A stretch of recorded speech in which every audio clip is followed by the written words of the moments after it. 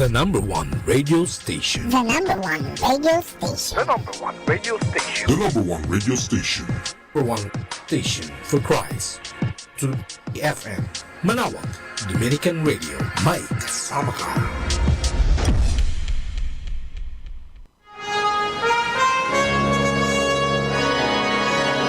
Today we celebrate the Feast of the Holy Rosary. In commemoration of the great naval victory won by Christian forces over the Turks at Lepanto on Sunday, October 7, 1571, Pope St. Pius V decreed that a feast in honor of Our Lady of Victories be celebrated each year on that day. His successor, Gregory XIII, transferred the feast to the first Sunday of October under the new title of Festival of the Most Holy Rosary, since it was precisely through the invocation of Our Lady of the Rosary that the victory was thought to have been gained. Although the feast was later returned to its original day from the time of Pope Leo XIII, the entire month of October has been dedicated in a special way to Our Lady, Queen of the Most Holy Rosary.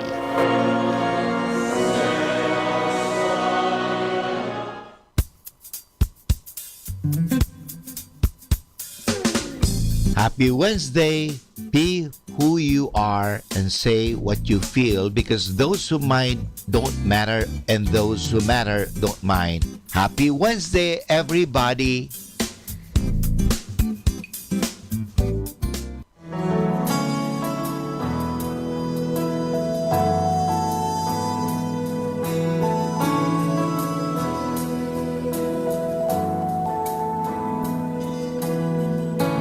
You said, ask and you will receive whatever you need.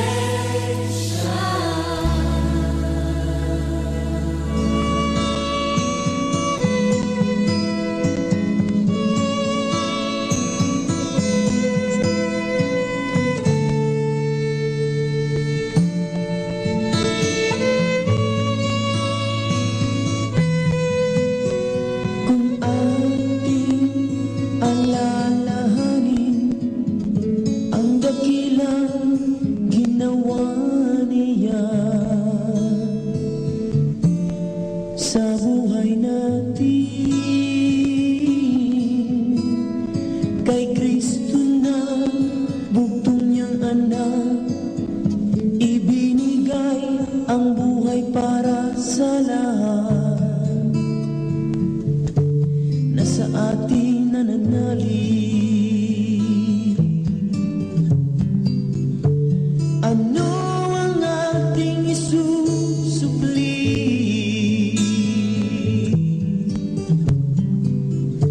Sa kasalanan na kanyang pinauwi,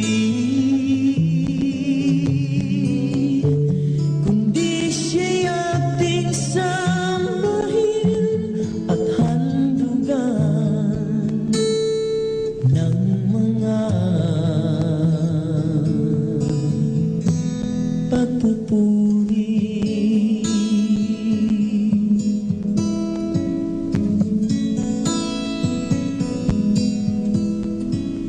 Tayo'y mga tao lamang nagkakaranas ng panghihinaan,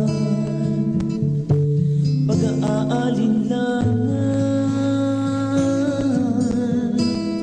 ngunit ang dalisay niyang pag-ibig ang siyang nagbibigay lakas upang ang bawat isa sa Diyos ay lumapit. Ano ang ating isusukli?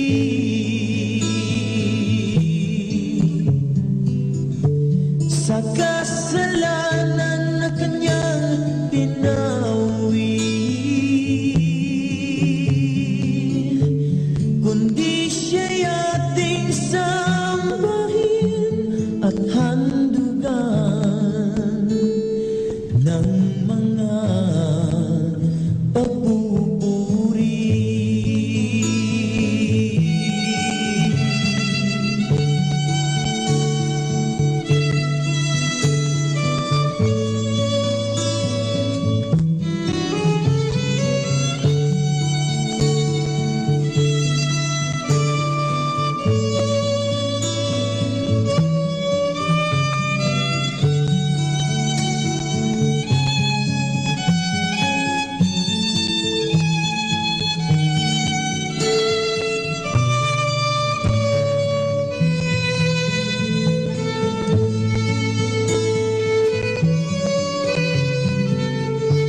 Ano ang ating isusukli?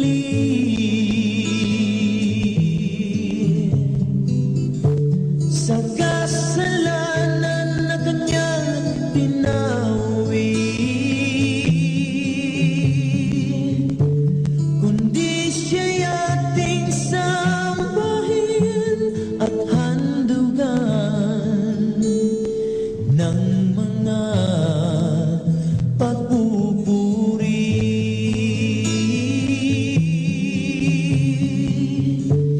Ano ang ating isusukli?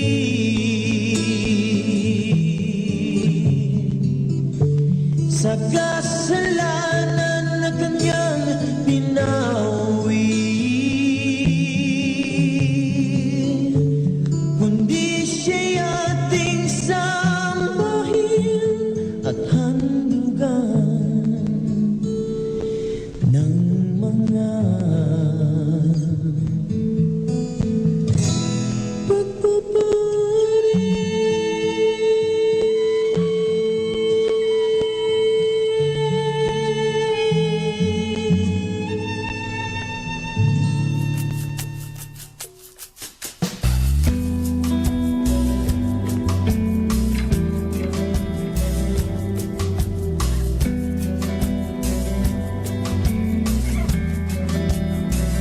Though I am weak, sometimes weary, in times of trial, I hide my face in the balance. Judge me holy, please don't judge me by my shame. In dark hours of confrontation, when words may fall too soon to unsay, don't mistake them for my true meaning.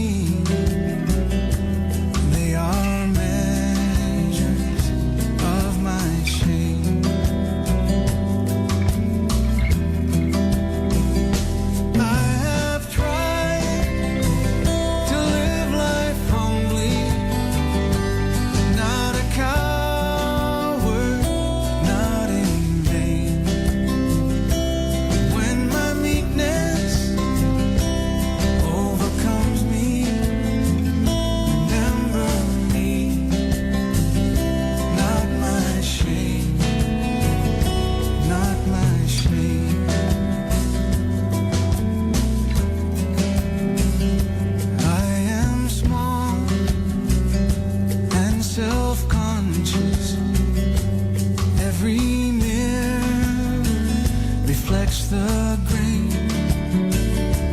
Judge my essence by my kinships. Remember me, not my shame. I am weak, sometimes weary, sometimes small. I hide away when my hours are all accounted.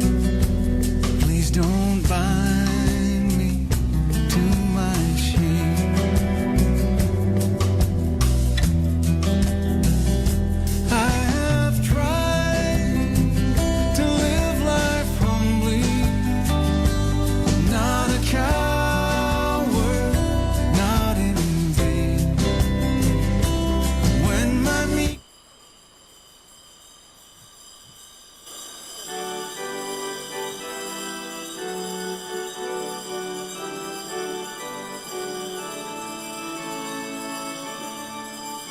My soul proclaims the greatness of the Lord. My spirit rejoices in God, my Savior. For He has lived with favor on His lowly servant. My soul proclaims the greatness of the Lord. Good morning, my dear brothers and sisters in Christ, and welcome to the Minor Basilica of Our Lady of the Rosary of Manaoag. Let us begin our celebration in the name of the Father, and of the Son, and of the Holy Spirit.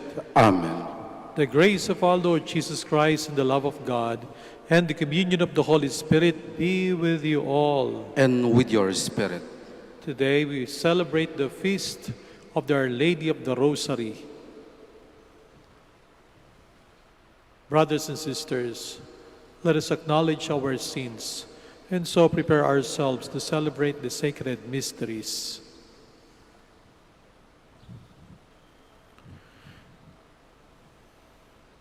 I confess to Almighty God and to you, my brothers and sisters, that I have greatly sinned in my thoughts and my words, in what I have done and what I have failed to do, through my fault, through my most grievous fault. Therefore I ask Blessed Mary, ever Virgin, all the angels and saints, and you, my brothers and sisters, to pray for me to the Lord our God. May Almighty God have mercy on us, forgive us our sins, and bring us to everlasting life. Amen. Lord, have mercy. Lord, have mercy. Christ, have mercy. Christ, have mercy. Lord, have mercy. Lord, have mercy. Glory to God in the highest. Glory to God in the highest, and on earth peace to people of good will. We praise you, we bless you, we adore you, we glorify you.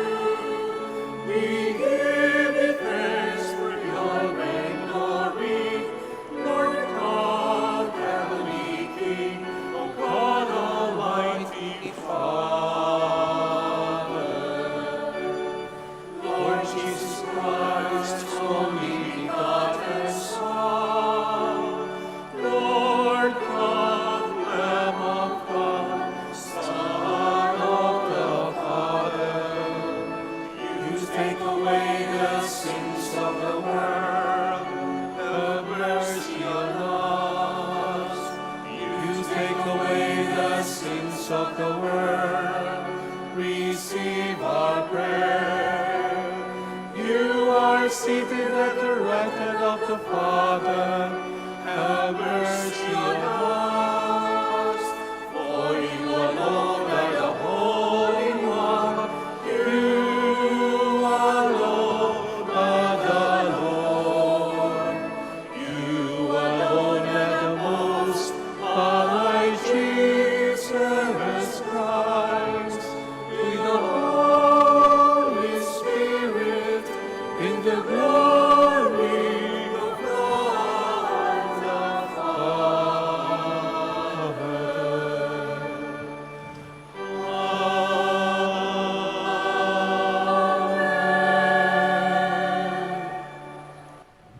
Let us pray. Lord, fill our hearts with your love, and as you revealed to us by an angel the coming of your Son in human form, so lead us through his suffering and death to the glory of his resurrection, who lives and reigns with you and the Holy Spirit, one God, forever and ever. Amen. Please be seated. A reading from the book of the prophet Zechariah. Sing and rejoice, O daughter Zion. See, I am coming to dwell among you, says the Lord. Many nations shall join themselves to the Lord on that day, and shall be his people, and he will dwell among you. And you shall know that the Lord of hosts has sent me to you. The Lord will possess Judah as his portion in the Holy Land, and he will again choose Jerusalem. Silence all mankind in the presence of the Lord, for he steers forth from his holy dwelling. The word of the Lord. Thanks be to God. The Almighty has done great things for me, and holy is his name. The Almighty has done great things for me, and holy is his name.